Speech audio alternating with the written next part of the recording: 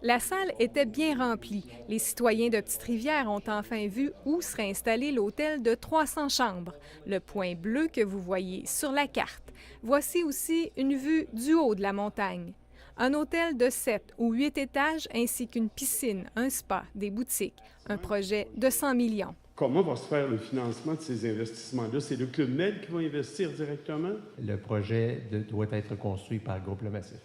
Et c'est des ententes d'opération et des ententes de vente, marketing qui sont fournies par le Club Med et évidemment des engagements de certaines rentabilités. Notre métier, c'est d'abord d'opérer des villages et de commercialiser ces séjours à travers le monde.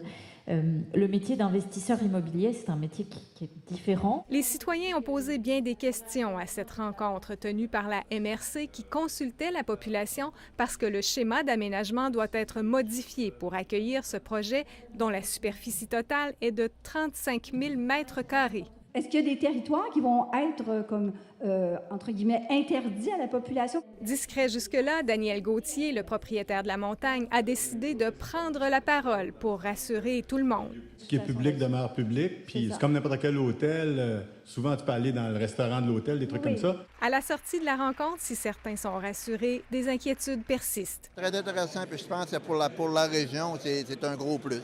Donc, c'est une partie de la montagne qui va être réservée à une clientèle. On n'est pas contre ça. C'est tous les éléments de retombées économiques, c'est formidable. C'est formidable. Je suis capable d'en faire des chiffres, moi aussi. C'est une première rencontre. Le mariage de 100 millions de dollars entre le Club Med et le groupe Le Massif n'est pas encore conclu. La MRC doit adopter le règlement portant sur le changement de schéma d'aménagement le 10 décembre prochain. Ici Guylaine Bussière, Radio-Canada, Petite-Rivière-Saint-François.